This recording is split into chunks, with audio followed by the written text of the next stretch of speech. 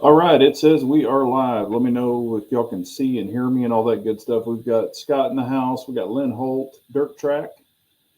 Let's see here. Got some Crown Royal Apple for my tasting pleasure. Awesome, man. Got Pistol Pete in the house. I'm wondering when a national holiday will be created for aging white gun loving conservatives. Yeah, no lie. That would be pretty good. Don't think it's coming anytime soon. So I got me a little Yellowstone whiskey this evening from the Yellowstone show. This is like my second or third bottle. It's not bad. I think it's a little overpriced. When I bought it originally, it was actually a really good deal, but since the show's popularity and everything, they've jacked up the price. Black History Month, yeah. I don't know if y'all noticed. I wanted to get some more people on here. We might wait a little bit for the question I was going to ask, but or you know what, we'll kick it off with that. The other people can catch up. Hello, Lake Ozark guy. Did you notice there weren't any rioting, burning down anything, no looting, no anything from a verdict that came down earlier? Not HB, but the T-Man. Did you notice there wasn't any of that? Hmm. What's up, Tristan? How are you, man? Is that apple juice? No, it's whiskey. Kind of does look like apple juice, though. Maybe I need some apple juice. But you notice nothing happened? It's kind of weird how that happens.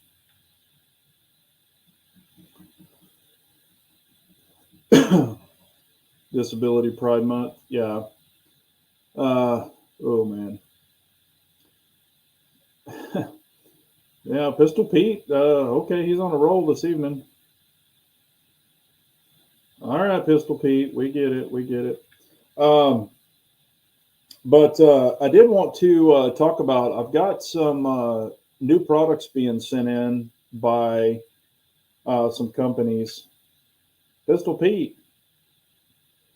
By some companies that are going to be one I've worked with before, but they've got a new product, so I wanted to test it. And they're sending in something. Is this the real Pistol Pete, or is this somebody else?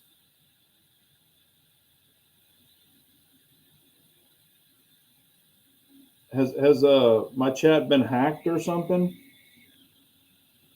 But anyway, they're sending in some products to test, and I asked for an extra one to do a giveaway with. So they've agreed to that. And I've tested their products in the past, and I really liked them. But they've got a brand new product that I wanted to test, and I'll be running it and all that stuff. But I will definitely be doing a giveaway on that, and then I'm going to be going through, some other items that I've got that I've talked about, and we'll be doing some giveaways on that. It'll just be for the chat. I'm not going to announce it and say, hey, I'm doing some big, huge giveaway or anything. It'll just be pretty much for you guys and gals. Yeah, no, I know Pistol Pete. I totally get it. I totally get it. You're preaching to the choir here. That I mean, we see it. So, or I definitely see it. I mean, heck, I'm not sure how old you are. I can't remember. I think you told me one time or said it one time, but you know, I remember that as a kid too. But they are getting more and more days, of course. Um, but anyway, so we've got 16 on this evening so far. But anyway, so that will be once I get the products in, I'm going to test them, kind of look at them, make sure. But this could be something that any of y'all could use because I think y'all all own one or most of y'all own one. So I think this is something y'all could really use. I just want to kind of vet it a little bit, just make sure, it's good to go. And I feel good about giving it away. because it's one of their brand new products. So I want to test it and see if it works actually correct. You and I are close in age. Okay. Yeah, that's what I thought, but I wasn't for sure. So that's coming in. I've got another product that'll be coming in. I was testing a particular product, and I gave it my blessing. I still use it today. I love it. It's great. Well, a competitor company went on and watched the video, and they're like, "Hey, we would like you to test our product out and see what you think about it." And they thought the review that I did on their competitor's product was good. So they're sending me some of their stuff. They've just got to make it. So anyway, for my particular application. So they're going to send that in, but we'll test that out and see what we think about that. They're not sending one to give away though, because they're not cheap. But let's see here. Let's see what else. Also, I've been asked this, and I don't know if y'all would be interested. Even on the chat, you can leave a comment, or after the chat, leave a comment and let me know your opinions on this and see what you think about this. Hang on one second. I just got to look at something real quick. Let me know what you think about this. But I've had a lot of people ask me, do I collect anything else? And I would say I collect guns, I think a lot of us do, and accessories and ammo and things like that. But I had someone reach out and they're like, "What other items do you collect?" And I'm like, "Oh, okay, that might be pretty interesting." Actually, and maybe y'all know this, maybe you don't. And I'm not going to start a channel about this kind of stuff or anything, but I thought maybe y'all might be interested in it. But for any golfers out there, I've got some highly collectible Scotty Cameron putters. If you're interested in that, let me know. If you're into golf, I could show those. I do collect a lot of gold coins, silver coins, things like that. If you're interested in those, I collect watches. I love watches. I think it's kind of a lost thing nowadays. Everybody uses their phone as a watch or to tell the time, but I still wear a lot of timepieces every day, matter of fact. So if that's something y'all are interested in, let's see here. Also, I have a razor collection. I know it's kind of weird, but I have straight razors, double-edged razors. Pistol Pete probably remembers the old days where you would take them apart, put your actual real razor blade in there, double edge. You screw it down. I've got a bunch of antique Fat Boys, Gillettes, things like that. But then I also have some more modern ones. If you're interested in those, if you're not, that's cool too. Just wondering if anybody's interested in something like that. But anyway, because I had somebody ask, "Hey, what else am I into?" I used to, of course, be into race cars, tools, race car parts, slicks. God, I had so much crap from those days. But of course, when I got out of that, I sold tons of that stuff off. Even sold a bunch of my toolboxes and a bunch of tools, more specialty tools than what the average person would need. So, I've still got a pretty decent tool collection, but not anywhere near as what I had. So I don't know if that's what you're interested in too. Yep, Lynn Holt's into it. He says, "I shave with the old school razor. When you start cutting yourself, the blade is dull." Yeah, yeah. I use some crazy. Well, they're actually really good.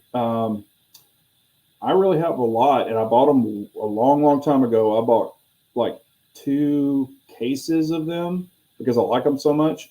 But they're called Vishok, and it's a double-edged razor. They come in like the 5-pack. I don't even know how many are in these cases, but because I liked them so much, I just loaded up on them. But they're actually made in Russia. So of course you probably couldn't get them now. I don't know if you could or not, but anyway, so they're called Vishoks, and I've got some feathers. They're from Japan. They're super, super sharp. But anyway, really into different types of razor blades as well. Because you can get a baby butt, and I have a really coarse hair, but you can get a really nice, smooth baby butt shave from some of these razors. And I've got some that they're called slants. So it kind of cuts the hair sideways. Kind of looks like a guillotine. The razor does. It's pretty crazy. But kind of into that stuff too. So, and I even have a razor blade that they used to give to the soldiers in World War II. Yeah, World War II. They came actually in every shave kit. They're 100% brass, and they're really small, but man, they shave really, really good. But they're completely old school. I've got some Wilkinsons. I bought them a long time ago. Yeah, Lynn, you can. I bought a bunch of mine. You can still find a lot of them on Amazon, believe it or not. Hello, Chessboard. How are you? Hope you're doing well. Maybe a lot of people are doing stuff tonight. We've got 23 in here, 24 now. I mean, I appreciate everybody being here. Either that or another chat's going on. Also, I had a bunch of comments about the new little Streamlight. This is the TLR7 HLX. I did a video on it. A lot of people, that video is doing really, really well. A lot of people really are enjoying that video, where I compare it to the 7A, the 7A sub, the X300. I don't think my camera was picking it up as well as it should have. We'll put it this way. I guess it wasn't, because I was seeing, I mean, I had a lot of people go, oh yeah, hell yeah, I can tell the difference. But with my visual being out there, because that was my first time being out in the dark with it, I just got it that day and started testing it and comparing it against other lights. So that was the first night outside. But yeah, I'm actually very impressed with this little light. And of course, I haven't put it through its paces yet. You know, I'll take it to the range, I'll put it on a gun, I'll actually shoot it, bang it on the counter. You know, I do all kinds of different things to all the lights that I test. And I've broken a few of them, not Stream lights or Surefires, but I've broken some of the budget type lights. But, you know, I still haven't put it through that test, but I'm assuming it's going to be okay, but I don't know that yet because I have done that with the regular 7A. So I don't know why this would be any different because it's the 7A body. But again, you know, and there's even some other lights I want to test it against. For shits and grins, it will not be a fair comparison by any means, but I want to test it against the turbo, the X300 turbo, and I want to go out distance. Like there's a big warehouse facility not too far from me. And I want to take just the light, not on a gun, just the light and go out and compare it. And there's a funny story about why I don't want to test it on the guns. Because I was doing some testing behind a Home Depot one evening late, and I was shining lights down behind the Home Depot and across on this big building. And anyway, I'm there with my camera, just doing my thing, and I hear a car roll up, and I turn around, and it's freaking cops. And they got out, and they're like, hello? And I'm like, hey, you know, I'm just here with lights, nothing else. And they wondered what I was doing. And there's a highway that's not, I don't know, it's pretty far away, but I mean, I could see the cars driving by from a distance, but I was shining it down the back alley behind the Home Depot towards the highway. And supposedly people in the highway had called. And I have a feeling Home Depot probably saw me on their outside camera and probably wondered what I was doing back there. And but anyway, the cops were really cool, and I was talking to them and just said, hey, I'm just testing these lights. And they said, why are you testing lights? Why aren't you doing that at home? And I said, I needed some distance. And then, you know, we just started chatting, and I said, well, I do have a YouTube channel because I didn't want them to think I was some guy trying to break into the Home Depot. And the Home Depot is open. But anyway, so, you know, I do want to do that and check those out and see what I think about those. Hello, Bald and Curious. How are you, man? Hope you're doing well. Yeah, Bald's got that big old beard going. What's up, Bagger Bro? How are you? I finally shot a suppressor last weekend. Oh boy, I'm addicted now. Yeah, yeah. Got a new machete for his noggin, skull shaver. Love that thing, quick and quiet. Hey, I think I saw that. I saw that thing you hold. I think it's between your fingers and do that. I saw that. I mean, I don't shave my head, of course, but speaking of shaving my head, people are telling me I look like a hippie all the time now too. I've never messed with the gravity knives personally. I think they look cool. I mean, I've seen them. I don't know that much about them, to be honest with you. Yeah, Bald is saying cameras suck at picking up how good a flashlight is. I agree with that. So I think it was coming across pretty well, but a lot of people said they could see it. Hello, Trigger Bar. How are you doing, man?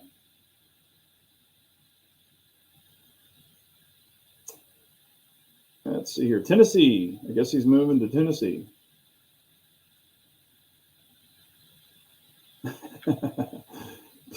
That's true, Pistol Pete, but I have a feeling they would take me and throw me right in jail. Probably throw me under the jail. But I don't see too much of that here in my area, my direct area where we live. We don't really see that kind of crap that they try to pull because a lot of people in my area, they dominantly conceal carry. I don't have too many open carry people that I've noticed, but I can tell when somebody's conceal carrying.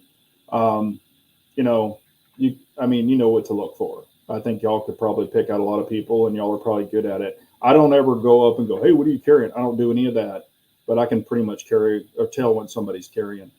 What's up, Rich B? How are you, man? No, Rich B. Hell, we have open seating here, man. Sit where you want.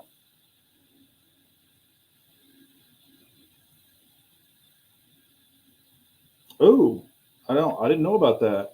I did hear the power tool companies have a chip that has to be activated when sold for it to work. They will still be sold, so unexpecting people. Huh. I did not know that. I haven't heard of that.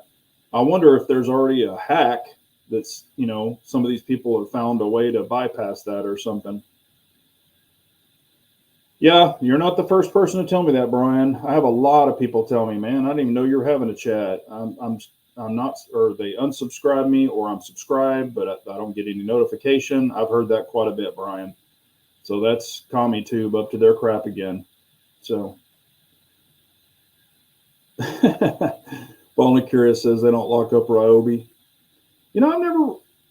I'm trying to think if I have a Ryobi. I know my wife does. She has one of those little Ryobi, that's like the little small screwdrivers. It's not a lot of torque though. It's just for real small screws, is what she uses it for. Um, I mean, I still have, God, man, I still have Makitas from way back in the day. I have DeWalt. I have quite a few DeWalts. Um, I don't have any Milwaukee. I mean, I don't dislike Milwaukee. I just don't have any right now. Um, you know, I mean, I don't really have a huge demand for having a lot of power tools anymore like I used to back in the day. I sold all my Snap on stuff off when I sold my boxes and some of those tools. I had the Snap on impacts and all that other crap. But to be honest with you, if I was a technician today, probably wouldn't buy any Snap on impact cordless drills. I think they are very overrated. But I just say I don't know what Bald uses. Hell, he builds houses and stuff. Bald, are you a DeWalt guy or Milwaukee guy? What are you? I might have seen a drill or something in one of your videos that you had, but I don't remember what it was. Are you team yellow, team red, team blue? What team are you on? Oh. No, Snap-on ratchets are legit. I still have a lot of Snap-on stuff like that. I know I can Google it, but I am interested in getting into the suppressor game. I have no idea where to begin. Would probably use it on a TX-22 pistol or a 9mm carbine rifle to start. You know, like I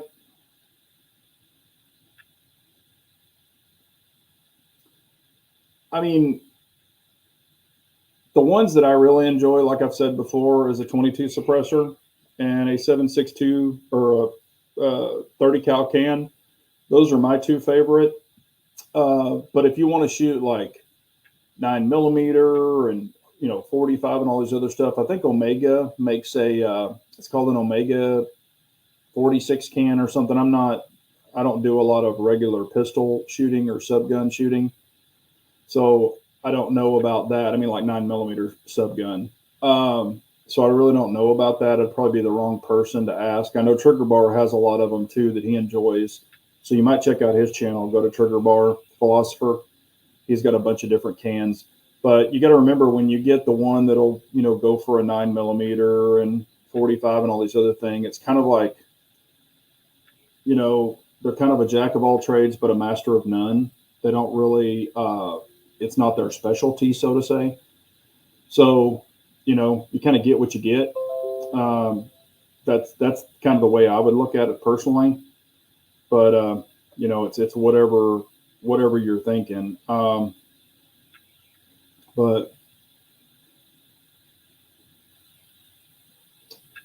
let's see here. Bald is saying I'm mostly. What is this thing doing, man? I don't know what is going on with this. This StreamYard is doing weird stuff tonight.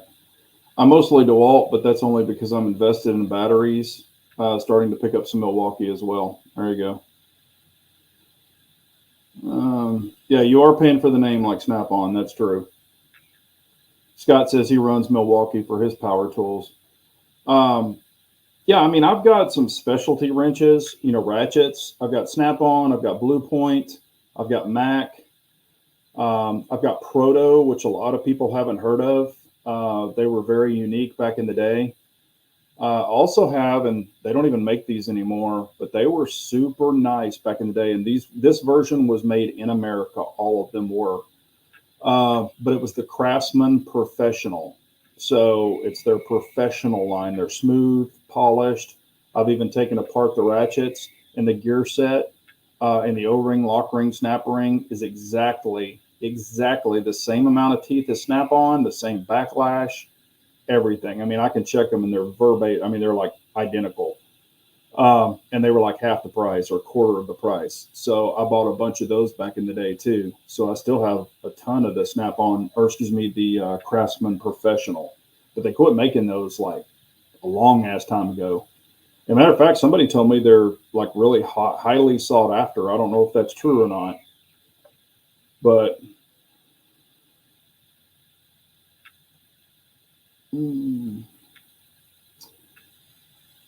But yeah, I think that as far as suppressors, I would say just go and or maybe write down or figure out exactly what you're wanting to shoot it on. Because here's one thing: for some of these 9mm or cans, they say, oh, you can shoot a 22 through it.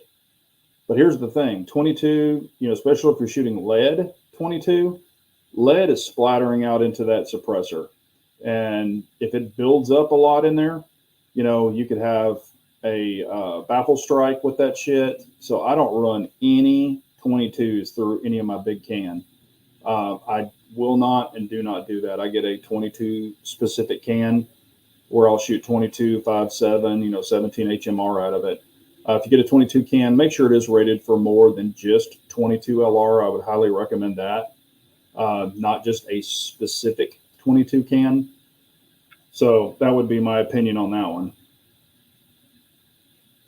What's up, Reloading? How are you, man?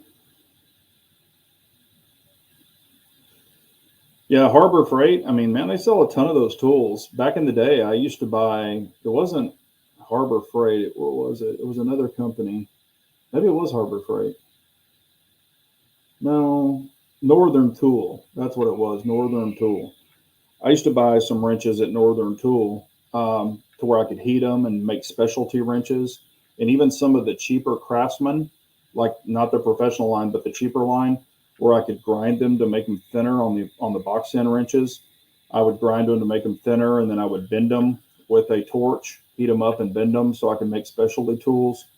Um, because at that time, Snap-on, Mac, and all those guys didn't have that specialty tool that I needed. So I would make a lot of tools, and I think a bunch of technicians did that back in the day. Matter of fact, I was in a shop today, and talked to a technician, and he was doing a cab off. And I don't know if you're familiar with what that is, but it's where you leave the frame down, the engine's exposed, your drive shaft is exposed, the bed's still on the truck, but you're pulling the cab off. So you're actually unbolting the cab from the frame and using your 4-post to lift the cab up. So the body and everything's on the ground, so you can expose the engine, but you're pulling the complete cab off and putting it up in the air.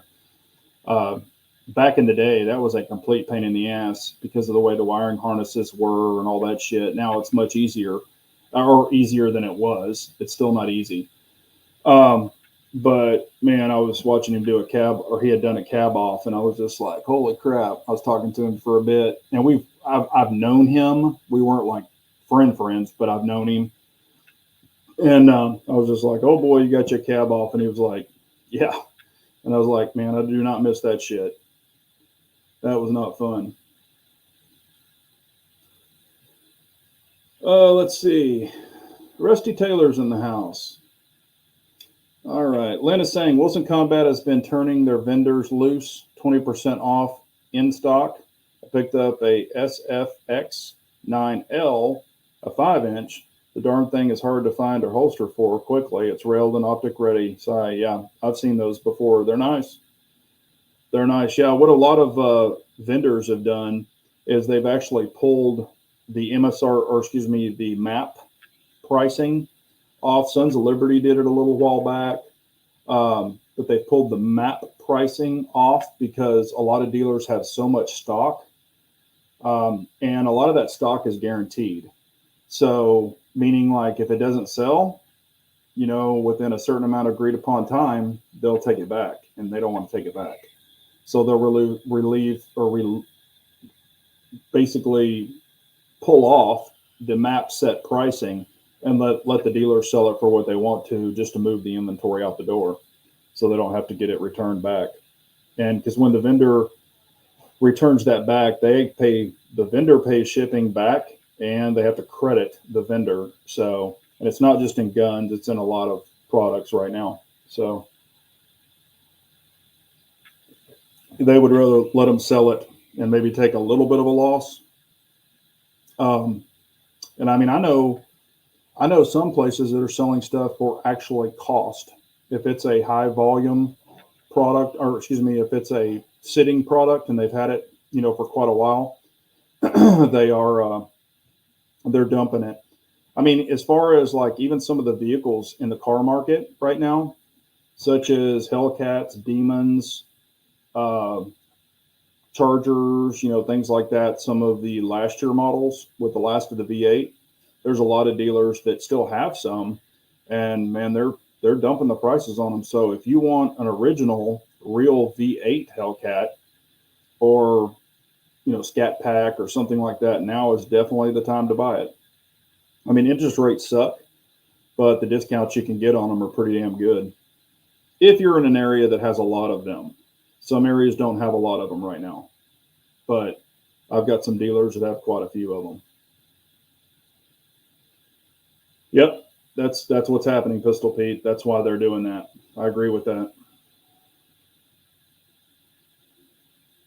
I did the kiosk way back in the day, or when I did mine too, and it's definitely beneficial. And you have your own little app and all that stuff. They keep your fingerprints on record, and it definitely does work pretty well.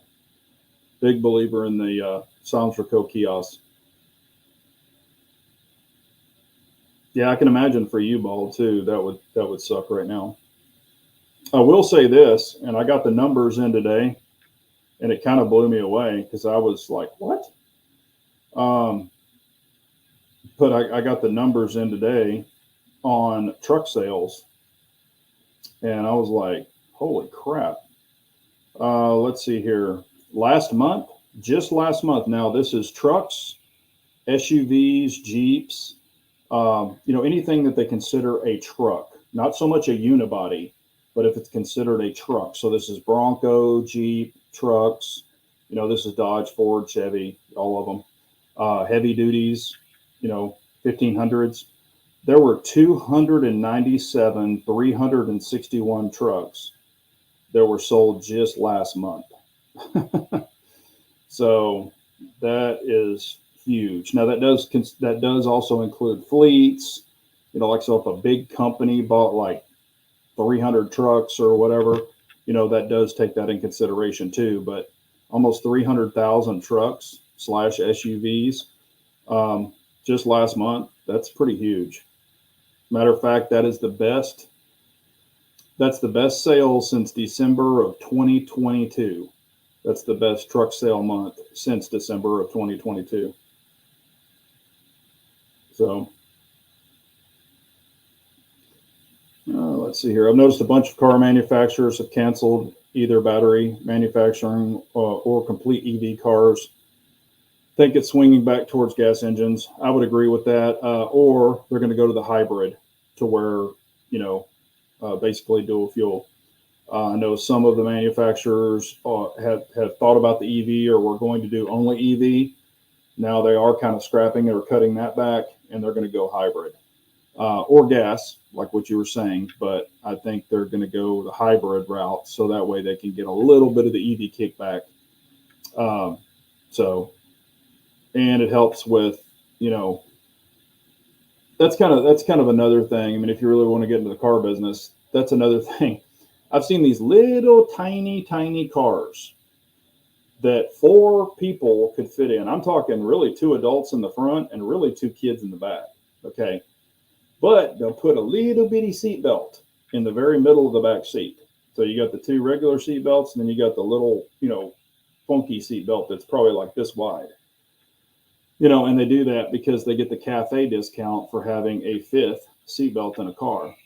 And they can get big, huge tax incentives just by doing that. And I'm like, no human can sit there. I mean, excuse me, no adult can sit there. But, they throw a damn seatbelt in there so they can get the cafe discounts. So it's pretty crazy, but that is what it is. So, yep, the hybrid. Yeah, that's what I'm seeing. Yes, I have seen they are giving away the super carries. Yep, definitely are. I knew that was going to happen. Matter of fact, I go into like some gun stores just for craps and grins to see if they even have any 30 super carry ammo. And it's either one of 2 things. They'll have it, and it's piled up there with like 2 inches of dust sitting on it because nobody's bought it. Or they've blasted it out of there and given it away, and they've never ordered any more. And I can't blame them. And I knew that was going to happen. I knew it. I even called it. When it first came out, I was like, nope, this will never take off, and it has not.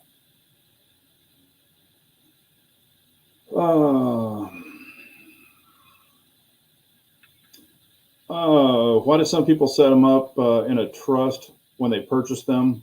What's the advantage of that? If you ever kick the bucket, the other people can carry on as in the trust. Also, you can have other people that are allowed to check them out or be in their name as well.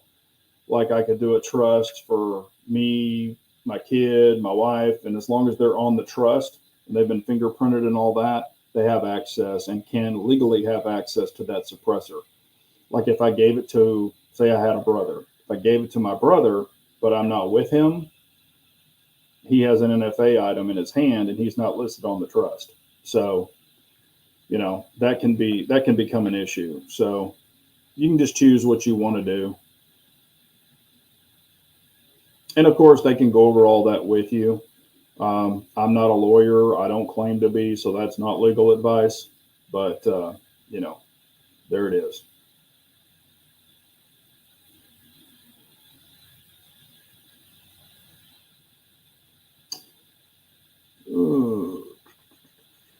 I haven't seen any revolvers that they're blowing out. I haven't seen any.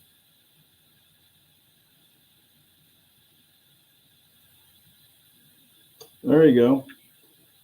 He says his Sonata gets 40 miles and has style. I mean, there's nothing wrong with 40 miles to the gallon by any means. I'm just a truck guy. I mean, I've always been a truck guy. Um, Nothing against cars. I mean, I enjoy driving my wife's car when I want to go, hot rod around. But when I'm, and not being a big 4-wheel drive truck, my truck has plenty of power, but not like what hers does. But, I've just always enjoyed driving in a truck. Some people like it, some people don't. But I've always been a truck guy. Even when I was young, I was a truck guy. Yeah, Pistol Pete's got his Prius. Yeah, nothing wrong with that. It works out for him. Hello, Floridian. How are you, man? Yeah, I will never. You know me. I don't ever put anybody down for what they drive, what they own, what they shoot. Doesn't matter to me, man. As long as you are carrying on and you are living your best life, that's all that matters, man. All that matters. I've just, I've seen the aftermath of some of the really, really small cars, in collisions against big trucks and stuff like that, and it's not good. So I'm kind of like, they're like my big old ass riding a motorcycle. I'm gonna take the brunt of it. The motorcycle probably won't even get scratched. I'll be folded in half like a lawn chair. Pistol Pete's got that Chevette, man.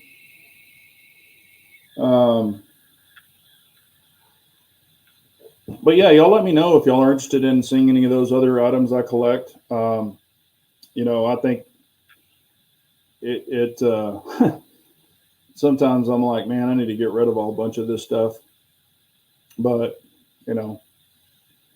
also I will be probably not being forced, but I probably will be pulled back into golf some, with customers and clients and stuff like that. So I probably will be getting back into golf some sort. It's crazy. I haven't swung a golf club in damn near a year. I haven't played a real course in probably 2.5 years. I did go to a simulator with a bunch of guys, and that was the first time I'd swung a golf club in like over a year, or excuse me, it's been a year since I did the simulator. But it took me probably about 10 or 12 hits or swings and strikes, I guess is what you want to say. And I was kind of back in the swing of it. However, no pun intended, but I've lost a lot of distance. Now, I don't know how the simulator was set up. Let's see here.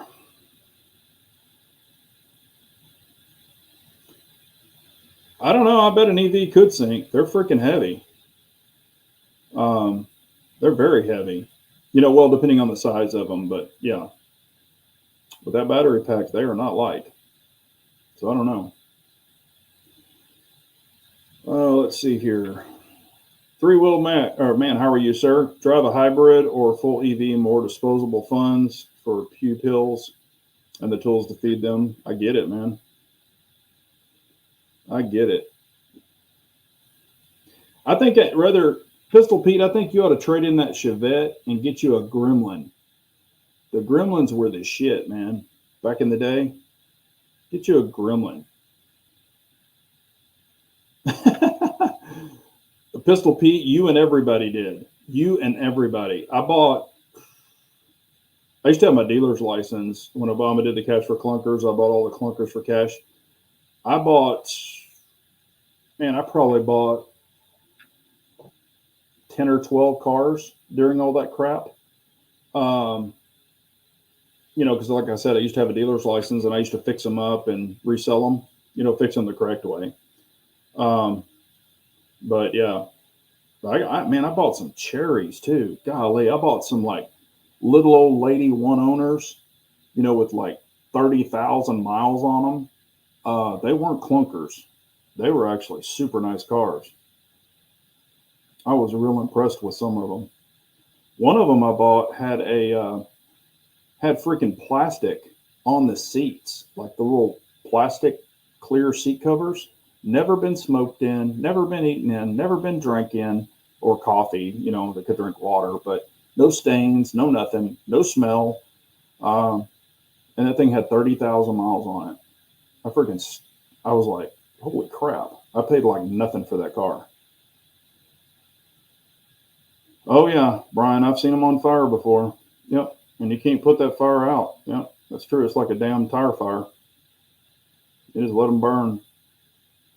Matter of fact, and I know when they first came out, I know it's more so now, but when they first came out, they didn't know how to cut the cables on them because they're, hell, it'll shock the piss out of you. They got a lot of amps pulling through those things. But they didn't know how to depower them down. So now I think it's gotten better. Some of them even have, from what I understand, they have quick detaches where if you can get under the hood, you can grab a rip cable. So you just grab it with like a glove, and it won't shock you if you do this, but you grab a rip cable and you rip it, and it disconnects all the battery voltage, supposedly. Local shop has a blue Gremlin for sale. Damn, Gene, you need to grab that thing, man. Come on. You can do like little silhouette.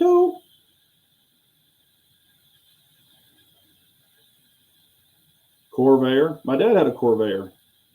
Yep, air cooled. Man, those were the shit back in the day. Damn. Yeah, I remember those.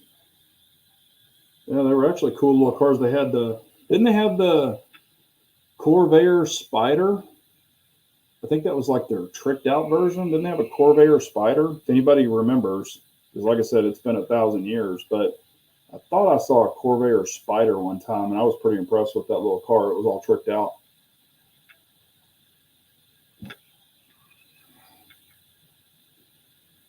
They do, Bald. The Ford Maverick, it gets like 40, 49 miles. It's a unibody. It's not a true truck, but it's got a bed on it. But the Ford Maverick gets like 40 miles to the gallon. The hybrid does. And I sat in one, I was like, man, that's a little bitty sucker. But if you get like the 4-door one, I sat in and I had to move the driver's seat all the way back. And you probably would too. But it actually had quite a bit of room for the driver. And now nobody could sit behind me, but I was like, damn, I was actually pretty impressed. The Spider was a sleeper model. Was it the sleeper? Are you seeing sleeper or sleeker? Because this particular Spider I saw was pretty tricked out. So I don't know if you're meaning sleeper or sleeker, but yeah, they were nice little cars. Yeah, Paldrome, I would, if you're going to think about getting one of those, I'd wait a little bit. Just like the Tundra, the new Tundra, I would definitely wait a little bit. They got some stuff happening with them. Uh-oh. What's happening here? Golly, man, I don't know what is going on with this damn computer. I don't know if StreamYard's having some problems or what, but this thing is doing weird stuff. Spider was great. We had 2. Cool, William. I've never seen 2. I've only seen the 1. That's what I'm talking about, Scott. They are cratering left and right. Main bearings are spinning out of it. Yeah, it's not good. So, streamlined. I gotcha. Yep. Yeah, and of course, y'all know, this is a gun chat, but that's kind of why I put EDC, life, and Q&A, because I just kind of figured we'd just talk about whatever y'all wanted to talk about. Because I've had some people reach back out to me in these chats. I'm not going to name the people because I don't know if they want to like have their name, but they're like, hey, you ever thought about talking about other stuff? That'd be fun to hear what else you're interested in. And I'm like, sure. So that's kind of why I was talking about that. And then I have some people who are like, don't talk about anything but guns. So, but I figured we'd mix it up a bit. I've ran turbos in the past. Turbos are very good as long as You don't have the turbo lag and all that bullshit. Wastegates are a joke. I'm not a wastegate fan. I used to pull the wastegates out of most of them, but it just depends on how they're set up, so it depends on how they're set up. Superchargers are legit. I'm a big supercharger fan. And of course, I love naturally aspirated and nitrous. I used to run nitrous a lot back in the day because that's what that was the cheapest fix you could get for horsepower. But if it's not ran correctly, you can blow some shit up. Even if it's ran correctly, you can blow some shit up, and it gets expensive when you start blowing heads apart and valves and everything else. When stuff starts shitting the bed, it's not fun.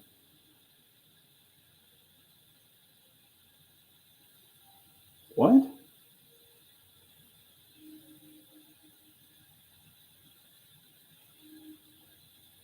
What? Holy crap, Bald. I did not know about that. Damn, dude. That's messed up, man.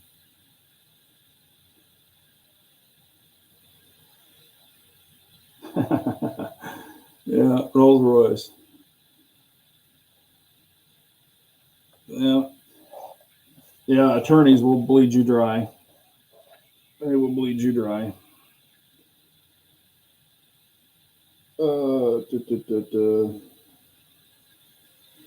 Yeah, some of the putters I have, I don't know if y'all are big into golf, but I have one of JB Holmes's, or I have JB Holmes's putter that they were in Kentucky in the Ryder Cup.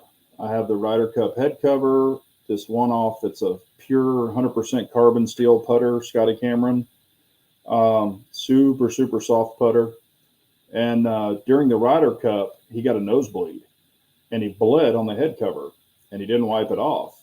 And so when it went up for, this was an auction that he donated this to the auction, and it was to help a charity. So I bought it, and it wasn't cheap, but I bought it. So it's got the original Ryder Cup head cover and stuff like that. And you won't find another putter like this. So I thought it was kind of cool. But I've got that one, and I've got some other tour players that I bought through a charity too, or donated for a charity. So I've got some of those too. If anybody wants to see them, if you're interested. If not, that's totally cool. I get it. But I've actually thought about selling some of them because I have too many of them.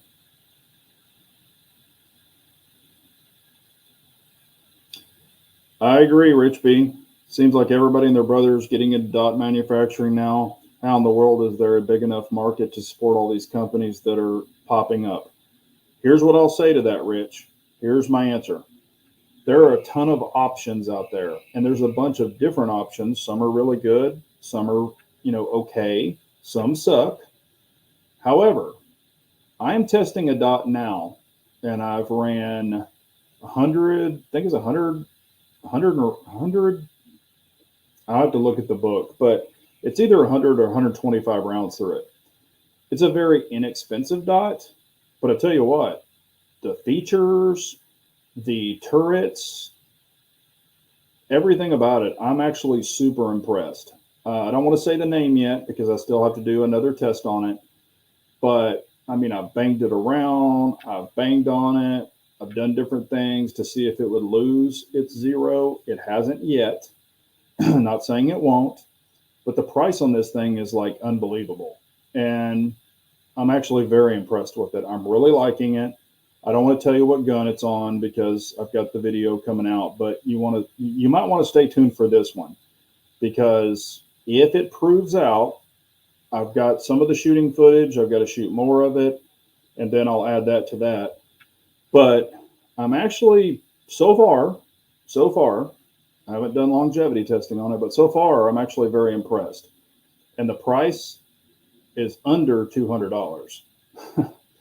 So, and it's got some features in this that some of the other dots, the higher price dots, don't even have. So, and I'll give one thing away. It's a completely enclosed optic. So I think that will probably make you turn in because some people are curious. And I'm not saying you have to have an enclosed or a open or whatever. I'm not one of those guys. I mean, they're both great. Open emitters have served us forever, and they're not going away. But there's some things I like about this one that some of my high priced don't even have. So there you go. Yeah, Holosuns are good.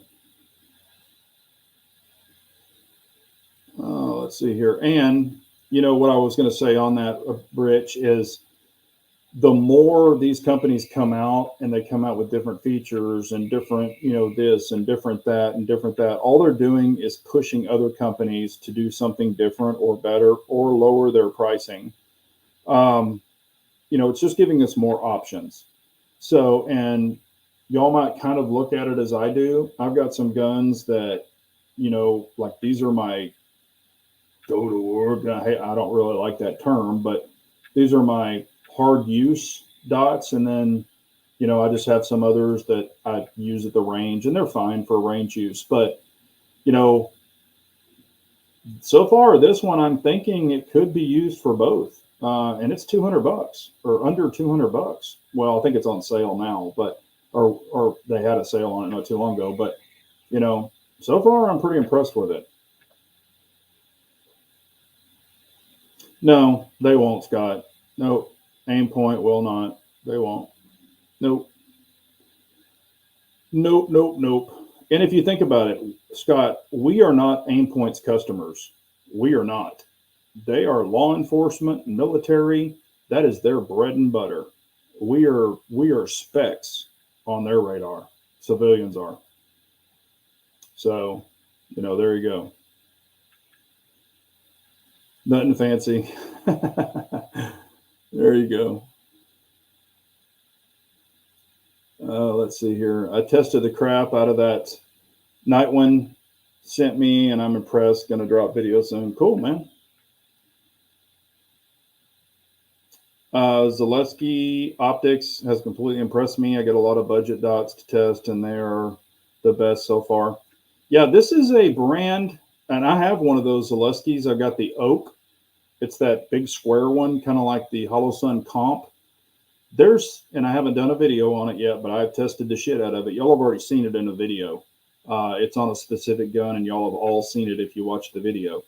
I didn't have one person ask what dot it was, but I show it in the video quite a bit.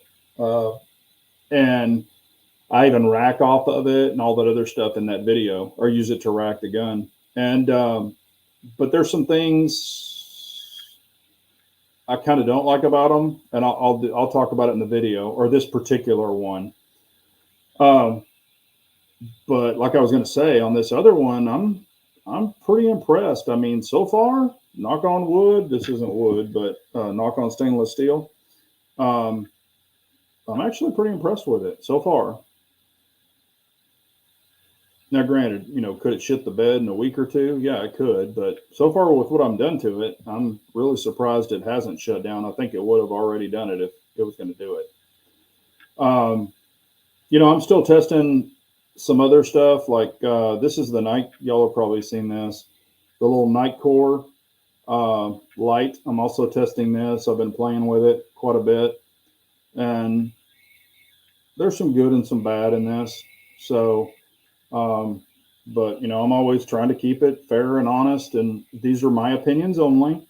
If you have one of these and love it, and don't hate me on my video because of what I say. Yeah, I mean, the Holosun Comp is a legit dot.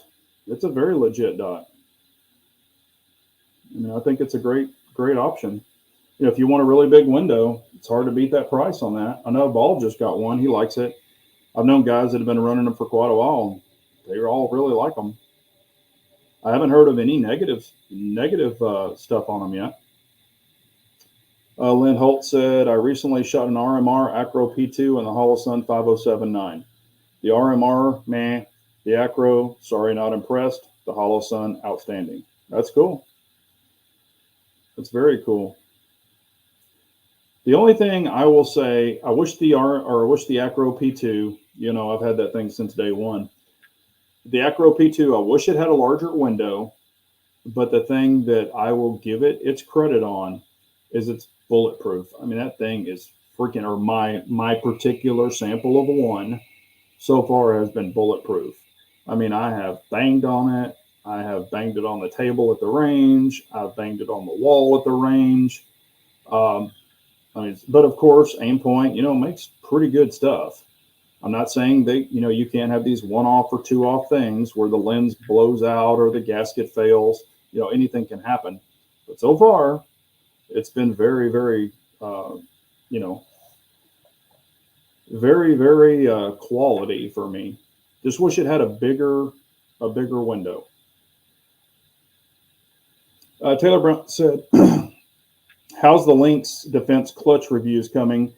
And since you're managing to bully them, can you bully them more on the silencer wallet cases?"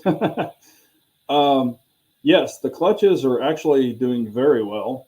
Um, I've got the Lynx Vulcan also, the big bag. Um, and then I've got the, oh gosh, what the hell is it called? You kind of caught me off guard. You know, that I put the PDW in. God, it's in the tip of my tongue. I can't even say it. All of those are going really well. I will say on this Valkyrie Lynx bag, holy shit, you can fit literally the kitchen sink in this bag. And I'll go over it when I show it to you when I'm carrying in it. But man, I overpacked this thing. And I mean, I was walking sideways across the parking lot just to see if it could hold that much weight. And it held at 100%. But no, I haven't, knock on wood, I haven't had any issues with any of his products. They've all been awesome. And yes, if you look at them, they are expensive. You know, they're very compliant, all USA made, USA products. So, you know, they're not cheap. And Kadura is not inexpensive. Yeah, Floridian, it has taken a big back seat. Trust me, I've been wanting to get out and cook, but every Saturday, I've been going over and spending a lot of time with my dad. You know, he's still, I've just been spending like every Saturday with him. And then on Sundays, you know, I'm trying to catch up because I got to go out of town the next week or travel or whatever. So I just haven't had a lot of time. I've got meat, trust me. I want to cook. I've got some briskets. I've got ribs. I've got tri-tip. I've got picanha. I've got ribeyes. I even have T-bones. I'm not a huge T-bone fan, but I bought 5 or 6 of them because they were a specialty cut the way he did them for me. And so I was like, okay, I want to grab some of those. And what I was going to do is even cook out and then take one to my dad or for my dad. But I mean, literally, I just haven't had any time. So I have had other people ask me about what's going on with the barbecue. I want to see the barbecue channel. And I'm sorry. It's just been super busy with that. Brian, I thought it was Holosun. Don't they have one for I think they have direct mounts for Glock and SIG, and I thought they had one for the 365, but I could be wrong. I thought they did.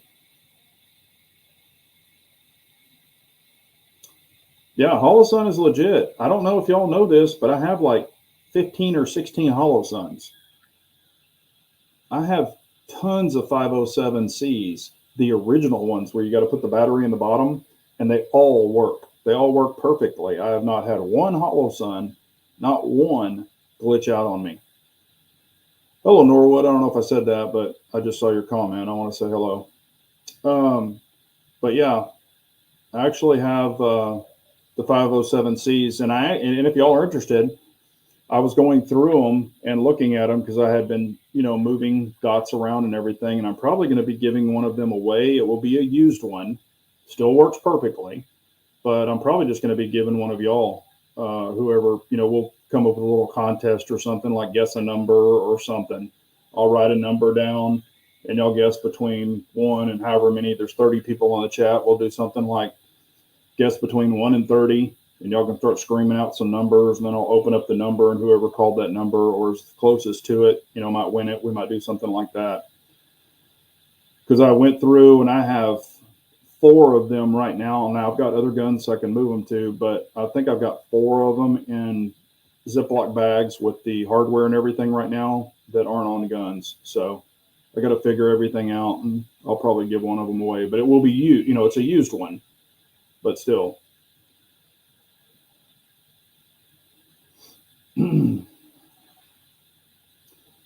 Yeah, I mean, hell, I only have one dad. I want to, see him as much as I can.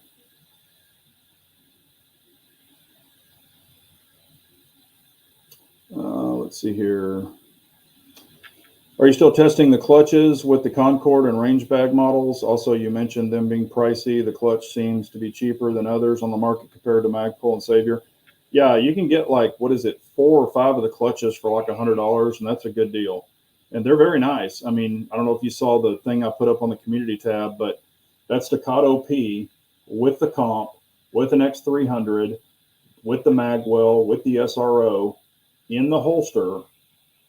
It can fit in a clutch. It's tight, but I can zip it and I'm not pulling the seams.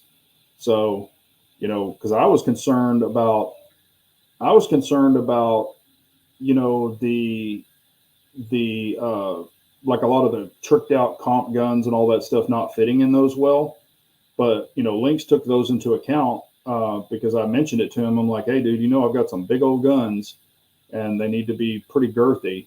And he did. I mean, they fit nice. And also he told me, I don't have any of his, but he told me he's coming out with some badges that you can stick on the front of those. That'll be like Glock. I guess they're going to have the names on them, like labels that you can order from him. It'll say like SIG, Glock, some of the common things where you could stick those on there. Hello, Clyde. How are you, man? But yeah, I'm super impressed with, I've got, and just so y'all know, Lynx has sent me bags, but I have also bought bags from him. I don't just get them all for free. I actually buy them too. I've got 4 or 5 of his rifle bags, which I absolutely love. I've got, I think, 3 or 4 of his pistol bags, the small one all the way to the big one. I've got, the clutches now. I've been pressing him to make those forever because I used to get people, hey, where do you get those pistol? Because I used to call them pistol envelopes because I use them a lot. Just stack them along the bag and you can put your pistols in them so they just don't bang against each other.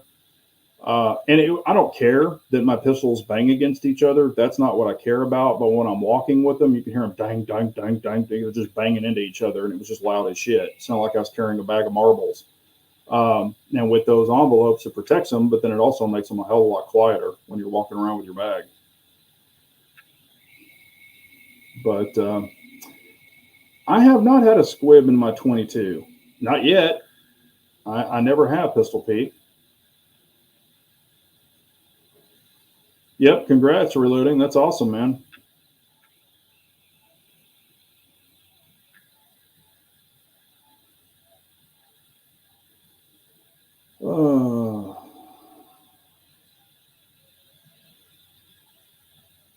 Hang on, what was this? Doing an LC that? Oh no. Like I said, I try to stay out of that mess, man. I try to stay out of that mess. I don't go to the freak show. I don't watch that kind of crap. And I know sometimes you can't help from it, but when I see that shit, I just jump off those videos.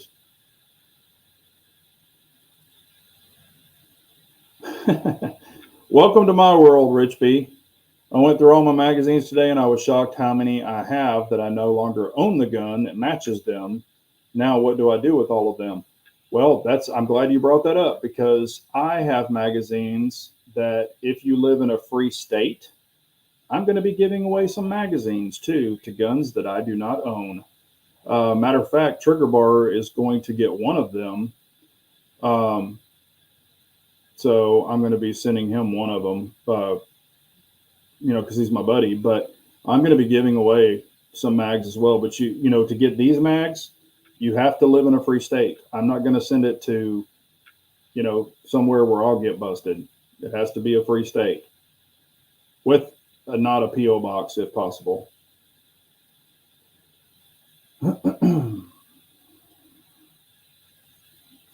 Classic firearms, yeah. There's a bunch of hell. I think PSA had a P10F today.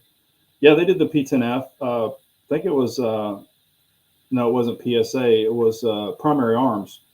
They did the thing today too for the P10F. I know you said you had the Trash Panda, but have you ever tried the Thunder Chicken or recommended something comparable to it? I have shot the Thunder Chicken, but it was not mine personally. It wasn't mine, but I've shot it. And you know, the longer suppressor you get, it's going to be quieter, but it also equals more weight. So me personally, I'm all about shortness, compactness, and you know, I mean, the Trash Panda gives me, now granted, I don't have all the decimal meters and, you know, all that. I go by hearing. And yes, the Thunder Chicken was quieter. Just, I mean, it was very minute. But, I mean, I like my Trash Panda. I'm not saying it's the best in the world. I'm not trying to sell you on something. Buy what you feel comfortable with. But I enjoy mine. And it's titanium and all that. But, you know, there you go.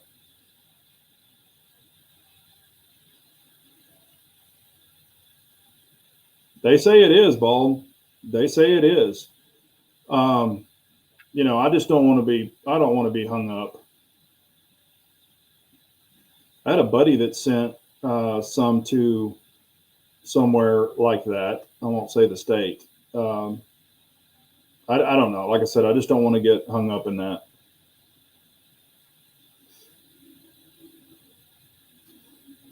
I have heard of it, but I've never shot it. I've never, you know, I've seen it. Texas Gun Experience has it, but I have never personally shot it or anything like that, trigger bar, so I don't know. Because, you know, I've got 5.56 and all that other stuff, but from the ones that I've tested, or the ones I've heard, I have a buddy who has the SOCOM, or what is it? It's the, I think it's called the SOCOM 5.56. Anyway, I had my 5.56 upper and I snapped it on and I shot it with my Trash Panda, which is a 30 cal can. So I shot like 5 or 6 rounds. He was right beside me there, and he shot 5 or 6 rounds through his, and his is a dedicated 5.56 can. I couldn't tell the difference with the tone. So they both sounded the same to me. So I don't know. I mean, like I said, everybody's hearing is different. This was in an indoor range, so it was louder than if you were outdoor, so you could get a different tone outdoor. You know, I don't know, but I think one of the best tests is to shoot indoor because it's going to be quieter outdoor. That's just my opinion, but there you go. I know you can do that, Bald, but like I said, I want to, you know, I want to help people and give them stuff, but you know, I don't need anybody knocking on my door. Uh, what's your favorite pistol caliber other than 9 millimeter? Honestly, it would probably just for me, not hating on anybody's caliber. For me, it would probably be 22 and 45. So it'd be 9 millimeter, 22, and 45. And the only reason it's 45 is I grew up on it.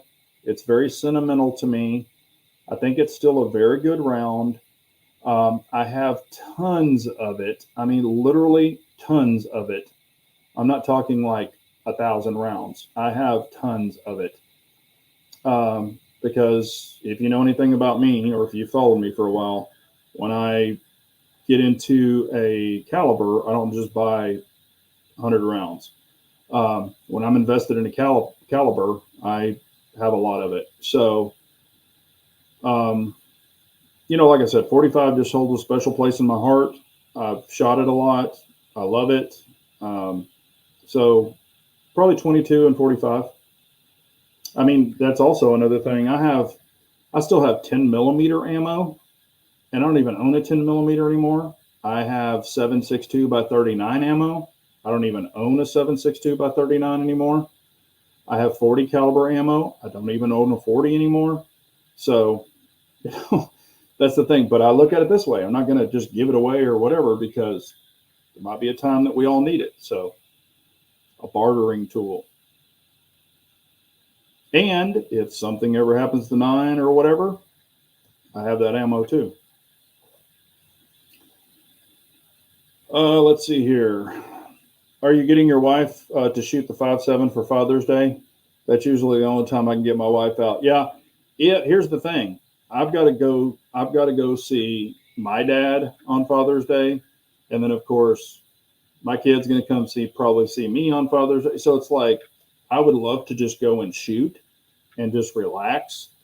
But it's like, and you know this, like if your father is still alive or, close by. I mean, if he's in a different state, I get it. Mine's fairly close by. So it's like, I don't have any time to myself. It's trying to do that. But I would love to go shoot, but it won't happen this weekend. It won't. But we have already talked about trying to go maybe Friday night, maybe go shoot and then go to dinner or something like that. So we have talked about that. We're going to see if we can make it happen. And if it does, then yes, I had planned to take the 5.7 and let her test it out, because I definitely want to get her behind it, see what she thinks. What's a good price on a 308 nowadays? If you're going for like an AR-10 platform, I mean, I've seen them for $1,300, $1,400, $1,500. And of course they go way up. It just depends. But if I was going to buy one, I'd probably stay about in the $1,500 range, $1,400 range. I know PSA has one, and I've heard really good things about it. I've never personally tested it, so don't take my word for it. I know it looks cool, but it does have the lifetime warranty in case anything were to happen. And I've seen other YouTubers that I trust, and one I actually know personally that has shot it, and he really likes it. I don't know what the longevity, I don't know the MOA accuracy, but the thing I look at it is you could shoot it, get the price on it right. And if you really like it, you like everything about it, you can buy a really good barrel, like an Advantage barrel. You can buy a really good barrel for like $300. So you can change the barrel out.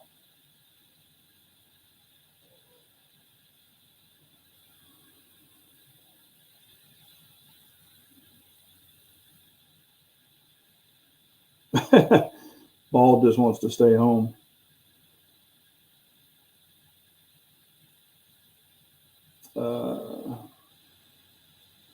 But yeah, I've got a lot of mags that I don't have guns to anymore. And I went through and I was looking at mags, and man, I was realizing how many freaking mags I have, like to the guns that I own. I mean, for like my CZ75s, my Shadow 2s, and all that kind of stuff, I probably have like 30 freaking mags for those guns. I had no idea I had that damn many mags. And then for my Tanfo, for my stock 2, I think I've got like 17 mags for one gun. I think one place had them on sale one time, so I bought a shitload of them. Some of them are like half of those are still in wrappers. They hadn't even been opened.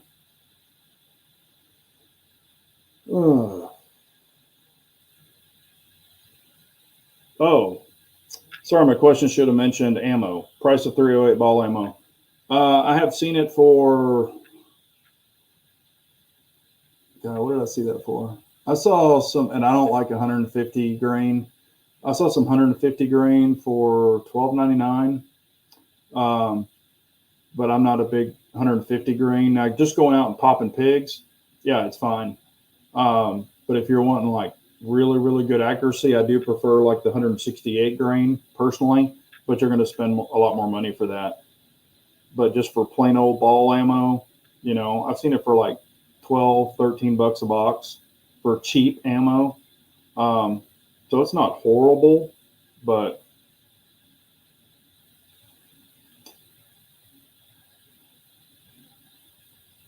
yeah, that's what I was talking about earlier, Pistol Pete. You know, you saw there weren't any rioting, looting, burning stuff, stealing stuff. Wasn't any of that happening. Wow, like it did before. Is 86 going to get or going to really make it big, or is it a fad? I don't know. I don't. I think it's going to stay. I don't think it's going anywhere. That's one that I would say stay because it's 300 Blackout's big brother. It is a 338 Lapua round. I mean, I'm very very interested in it. It's just not cheap right now. But the more that it expands and people start making more ammo for it, and maybe it's more accepted, it could drive the price down. It's something that to be able to shoot supersonic, or excuse me, subsonic. I mean, freaking 200. What is it? 280 grain or 240 grain or something is just crazy. To be able to shoot that subsonic, 300 yards, 400 yards, that's pretty damn impressive. I mean, I haven't shot one yet, and I really want to shoot one.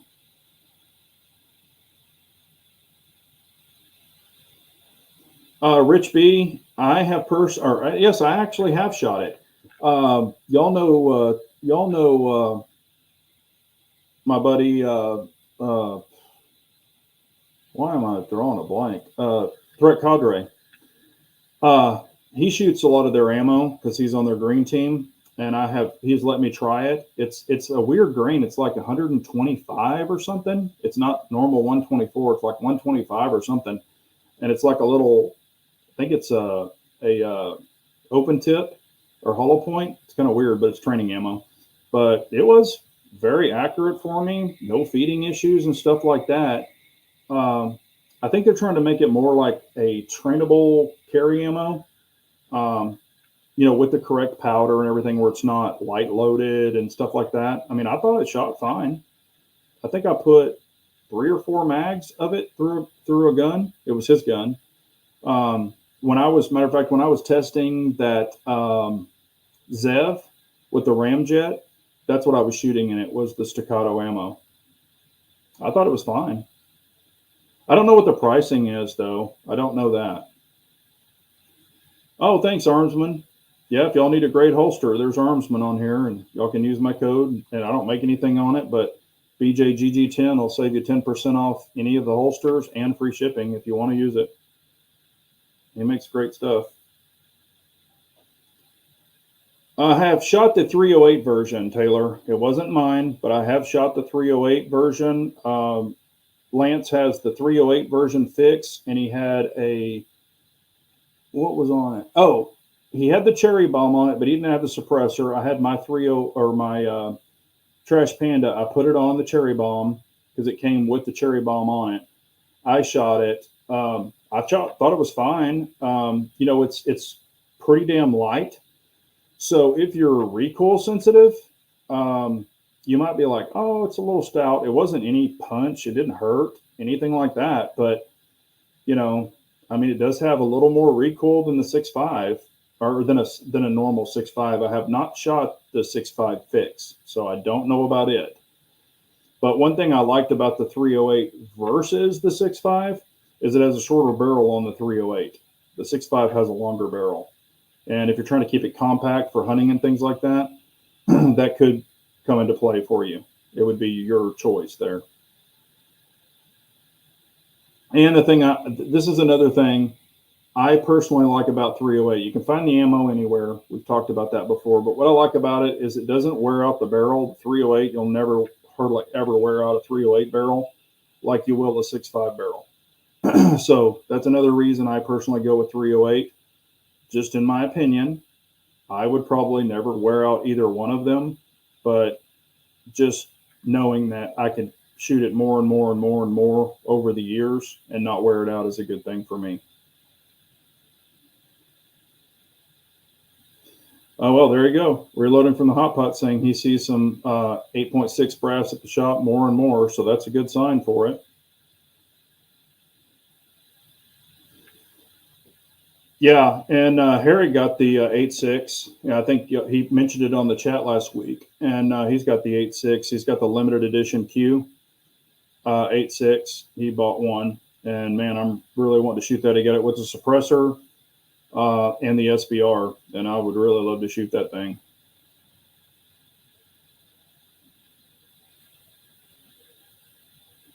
Look at Trigger Bar, man. He's my cheerleader. 34 watching, 19 likes. Hit that thumbs up. Heck yeah, y'all hit that thumbs up. Let me catch you back up here. But yeah, I want to shoot an 8.6. I really do. I want to try one out and see what I think about it.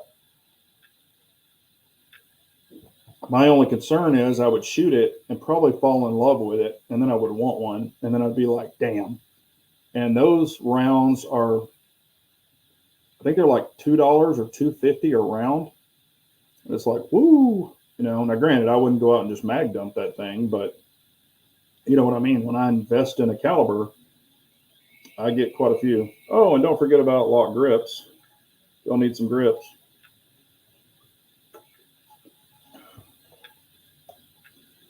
Also, Lock Grips is moving to a new facility, if they haven't already. I haven't talked to them in a little bit, but they're moving to their brand new building, and man, it's nice. I've been working with those guys for, God, 6 or 7 years, and when I started working with them, it was just the owner, and then he hired one more guy, and I think now they have like 10 or 12 employees, so that's awesome, man. I've got to be part of that growth with them, and I'm really proud of them, man.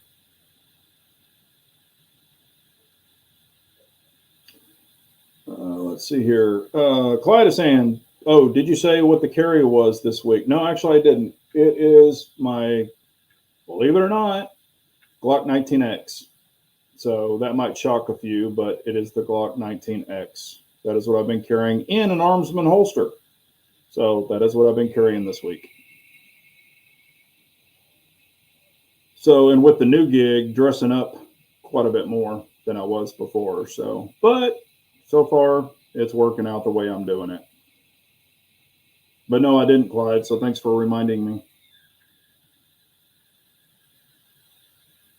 $50 for 20 rounds. Whew. Is that for the 8.6? Is that what it is? $50 for 20 rounds? That's, I guess, cheaper than I thought it was going to be, if that is for the 8.6 Norwood. But I wonder if that's for like a defense or a hunting round, or if that's more for ball. I don't know. I really don't know what all they're offering for the 8.6 now. I don't know if they have a lot of ball, or if most of it is. I would think most of it would probably be hunting rounds. Oh, okay, so it is. Norwood said yes. $50 for 20 rounds. Shit, that's not as bad as I thought it was going to be. That kind of reminds me of the old 5.7 days when you'd spend freaking $80 for a box of FN 5.7 ammo. Now, granted, that was 50 rounds, but yeah, $80 back in the day, and now you can get it for what, 24 bucks?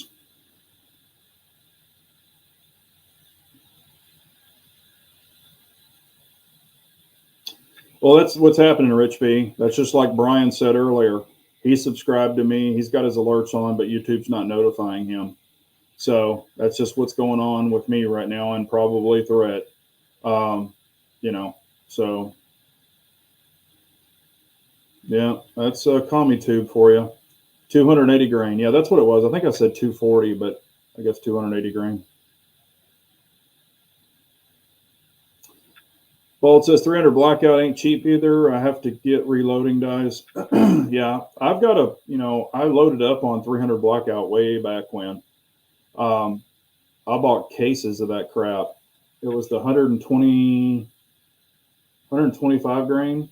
I bought like 3 cases of the SIG back then.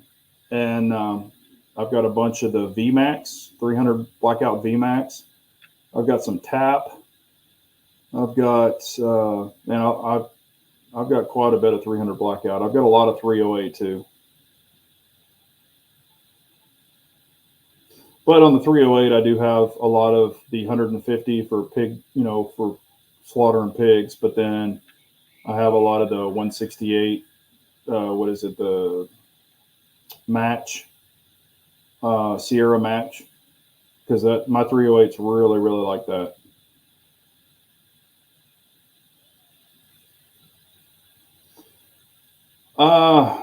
Floridian says, "What kind or what brand of boots do you recommend? I'm looking at going cowboy. Looking at oh God, I can't even pronounce that. Okay,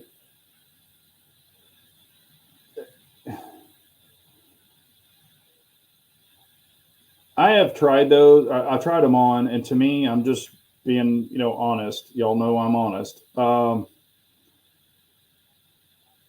There's a difference between dress cowboy boots. Well, I'll put it this way: they make nice products, but every time I see those, I think of City Slicker Cowboy versus Cowboy Cowboy. Um, I'm a big fan of Justin, um, Tony Lama, which are really really hard to find now. LL or God, what is it called? Bean and Company, um, Lucchese, but Lucchese, I'm more flat-footed. I don't have a high arch, and Lucchese has high arches. Um, that's kind of a boutique brand. They have their own little boutique stores. I'm more of, and you can get exotic skins. I mean, I've got ostrich and Justin. I've got big bass. I've got all that other stuff, but that Tavos or whatever it's called, Tacos, I'm not a huge fan of theirs. They have nice skins, but when you look at the sole on it, they have a lot of them are riding heels, and the guys I see wearing them, when you've got a riding heel, they've never ridden a horse in their life. So I don't know. I'm just an old school guy. I'm not hating on anybody, but I'm just not a fan of that brand personally. Also, I have really big feet. Sometimes they don't have my size. Even when I tried to try them on, they didn't have my size. But then looking at the soles, I was just like, these aren't for me. But I do know I have a good friend of mine, and y'all know him, and he likes those boots. Those are his favorite. But I'm kind of old school, like Rusty's saying. Tony Lama, Justin, because you can get the flat heels, and you can get a riding heel in those too. Also, all of the boots that I buy, the Justins, the Tony Lamas, the Beans, all of those can be easily resold. I've even shown videos, posted pictures. I've had the same boots resold probably 3 times because these aren't cheap boots. But I've had some of mine resold 3 different times. My guy puts the leather heels or leather soles on them, the double whelps. I mean, he does them exactly right. Um, he's not super cheap, but it's when you find a boot that just fits you like a glove, rather than trashing them, it's better to just resole them. And I've gotten tons of life out of these boots. So that's why I buy them. Ariats aren't bad. I have blown out a pair of Ariats. They're not my favorite, but they work. So, but definitely, if you're going to get some, get leather sole and a solid heel. Don't get that full rubber heel, and don't get a. Now you can get a leather with a rubber insert in them. Dan Post makes really really nice boots too. I have a couple of Dan Post. They're good boots, but like I said, it's going to be people's preference. I wouldn't hate on you with whatever you were wearing. It says when you buy a 16 wide, you buy what you can find. Yeah, no, I get it. I get it. Hello, G23. How are you doing, brother? Hope you're doing well. How do I like the 2020 Recover Tactical? I actually absolutely love that thing. I think a lot of people said, man, I can see from the smile on your face when you're shooting it, in the video that I liked it. And so far, I'm really liking it. It's really, really fun. It shoots great. The brace, when you click it and lock it, I don't get any any bending. Very stable. So far, I'm really liking it. It's very minimal. I just don't like those big, like the chassis that you open up like a monster clamshell and you drop the gun in and close it down. It's got all that plastic around it. I think it's CAA. I tried one of those back in the day and I was just like, I mean, they work, but they're just very clunky and they're not minimal to put in a bag. And that's what I can really appreciate about this tactical, recovery tactical. They didn't send it to me. They didn't give me anything. I don't have a code with them or any of that, but I highly recommend it. If you have a Glock, highly recommend it. I mean, I'm enjoying it. So, and I'm not one that's easily impressed. But when I put it in there and started running it, before I went and shot it, I put it in there, and I even think I said it in the video, I LARPed around the house, LARPed around the backyard, kicked the light on, was doing all the stuff, folding it up, throwing it in that bag. And the little bag that it goes in, the links, it's called a policy, the little stand-up bag. Put it in my truck, did some testing there into the back pocket. On the passenger side, I moved the passenger seat pretty much all the way up, and I put it right behind the seat in the links policy. And I could be driving, I did the little fake driving down the road, reach right back behind the seat, pull it out, boom. I mean, that quick. So really was impressed with that, the way that I was kind of, coming up with different ideas to have it to where it was easily accessible, but kind of not seen. Now I wouldn't leave it in there overnight or anything like that. But yeah, I mean, I think it's very practical for the use. You have mag commonality. If you carry a Glock for your carry gun, just if you did that day, then you would have mag compatibility. I mean, there's a lot of benefits in that. That's kind of what I found with it. And I'm still testing it. So if anything comes up or I find anything negative, I'll make sure and tell you all about it. But so far, so good. Birkenstocks. There you go. Whew. Man, I can't wear those things. But good on you, man. You can rock those things. That's not my cup of tea.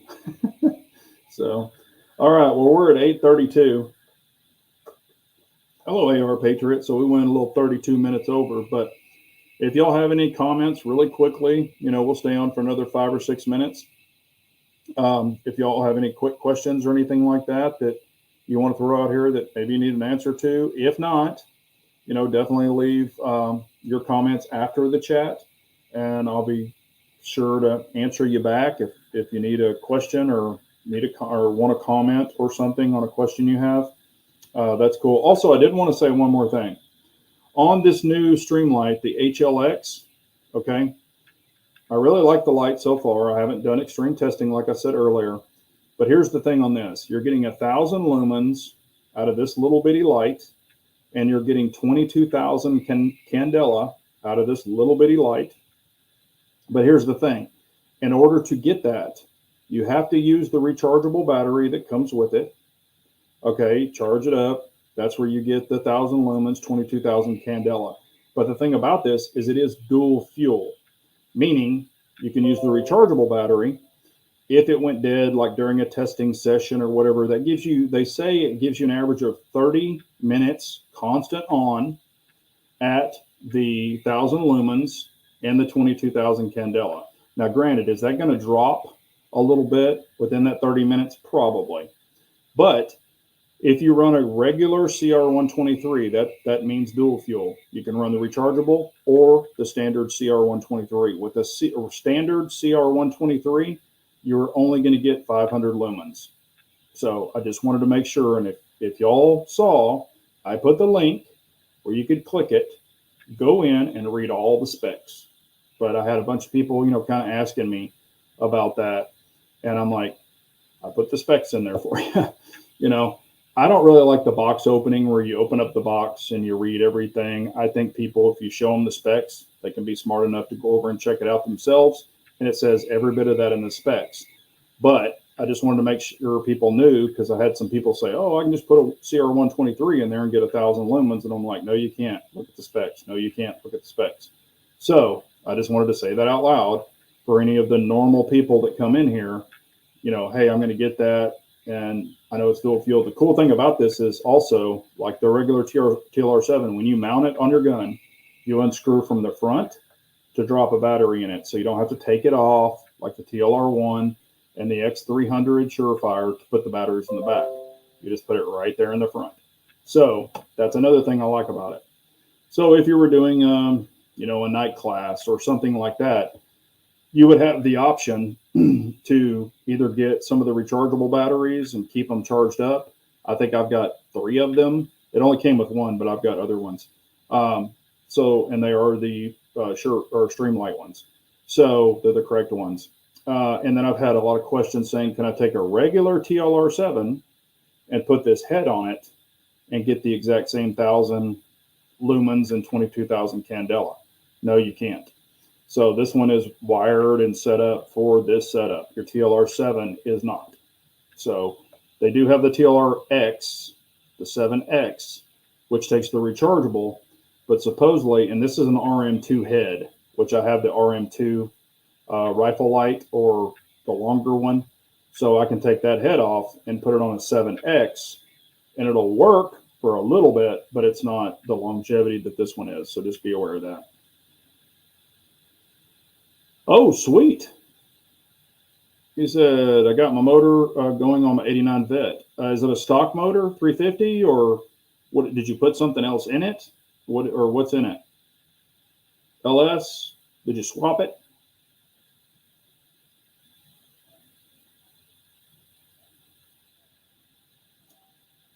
Wonder, I was just curious what engine you had in it. 427, I mean, has it been tricked out, stock? I agree. I don't like the Ronins. I ordered 2020. I was just wondering how easy it was to shoot. I've heard some people can't get to the sights well. Well, I don't run the iron sights. I'm running a big red dot on it. So if you were shooting iron sights, it would be kind of difficult to see. I'd agree with that. So I'm running a dot on it. And they even have an option that you can buy. I think it's called a glass breaker. It goes around the front of the cage where you can put the dot high on the top. If you choose to do that, it just doesn't come with the standard little Recover Tactical. It comes in their bundle if you choose to buy that with all the accessories. Just something to think about. So, but we will go ahead and shut it down for the evening. I really appreciate all of y'all, tuning in. This means a lot. If y'all have any questions after the chat, please leave it. But I will let you know this. Next week, I'm going to be out of town. I'm going to try to do this from the hotel there where I will be. Hopefully, nothing comes up. I'm going to be with a customer. I don't know if it's going to be like, hey, let's do a late dinner. I'm going to try to be like, hey, kind of got some stuff to do so I can do the chat. But, so far, we're still on for Wednesday. But, if anything changes, I will post it up in the community tab, but we should be good to go. But I appreciate y'all so much. Y'all have a great night. And remember, an unarmed nation is a very weak nation, so we all got to carry on. Thanks, everyone. Y'all take care.